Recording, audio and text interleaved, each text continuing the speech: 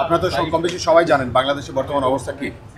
তো আমাদের যত শিক্ষার্থীরা ছিল যারা আমাদের ছাত্র জনতার বিপ্লবে আহত হয়েছে, যে সকল শিক্ষার্থীরা, তারা কিন্তু ঢাকার বিভিন্ন হাসপাতালে তারা ভর্তি আছেন। অনেকে আহত অবস্থায় আছেন, অনেকে রিলিজ দেওয়া হয়েছে, অনেকে বাসায় আছেন। আমরা গতদিন একটা ঘটনা ঘটেছে, সেটা হয়তো কম বেশি সবাই জানেন, যে শেখ হাসিনার নেতৃত্বে যখন আন্দোলন চলাকালীন সময়ে পুলিশ গুলি ছোড়ে এবং আওয়ামী সন্ত্রাসীরা গুলি ছোড়ে, তখন অনেক শিক্ষার্থীরা এবং জনতারা আহত হয়। এবং আহত হওয়ার সময় যখন হাসপাতালে আসে, তখন স্বৈরাচার শেখ হাসিনা তার নির্দেশনায় যারা হাসপাতালে এসেছে অনেককেই তখন কি ট্রিটমেন্ট দেওয়া হয় নাই। হ্যাঁ, এইরকম একটা অভিযোগ আমাদের কাছে এসেছে। আমরা জেনেছি বিভিন্ন হাসপাতালে শিক্ষার্থীরা গিয়েছে, জনতারা গিয়েছে, পুলিশ তাদেরকে হেনস্থা করেছে, ওই অবস্থা তাদেরকে অ্যারেস্ট করে নিয়ে গেছে, কিন্তু হাসপাতালে কোনো ট্রিটমেন্ট করানোর ব্যবস্থা করে নাই। এটা দেখা যায় যে একটা মানবাধিকার লঙ্ঘন করা হয়েছে ওই সময়টায়। যারা ডাক্তার ছিল, তাদের সম্বন্ধে আমাদের কাছে অনেক উপরে, তাদেরকে আমাদের রাখি আমরা হৃদয় মণিকোঠায়।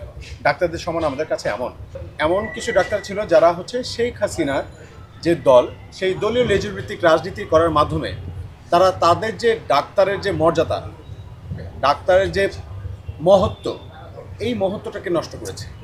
হ্যাঁ, আমরা এটা মনে করছি যে তারাও শেখ হাসিনার দোষর। তো এরকম যারা আছে আমরা তাদেরকে ফাইন্ড আউট করেছি অলমোস্ট। তবে এটার বিপরীতে আপনারা এটা হয়তো জেনে থাকবেন যে অনেক ডাক্তাররা আছে আন্দোলন চলাকালীন সময়ে শেখ হাসিনার এত বাধা নিষেধ থাকা সত্ত্বেও তারা লুকিয়েও চিকিৎসা দিয়ে গেছেন আমাদের ভাইদেরকে।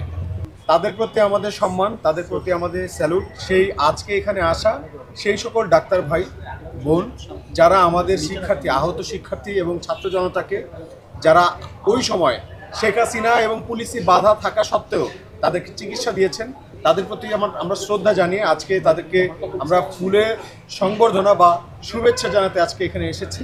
এবং শুধু আজকে চক্ষুবিজ্ঞান ইনস্টিটিউটেই নয়, আমরা এখন অর্থোপেডিক্স যেই আমাদের ন্যাশনাল ইনস্টিটিউট অফ ট্রমাটোলজি, ওখানেও যাব। আমরা সেখানে গিয়ে দেখব, আমাদের যারা ভাইয়ের আছে তাদেরকেও আমরা দেখব, এবং যারা ডাক্তার আছে তাদেরকে আমরা ফুলের শুভেচ্ছা জানাবো। তারা যাতে ভবিষ্যতে একটা বর্ডার লাইন স্পষ্ট হয়ে যায়, যাতে বাংলাদেশে আর কোনো স্বৈরাচার জন্মাতে না পারে, সেই জন্য এই বর্ডার লাইনটা খুবই গুরুত্বপূর্ণ।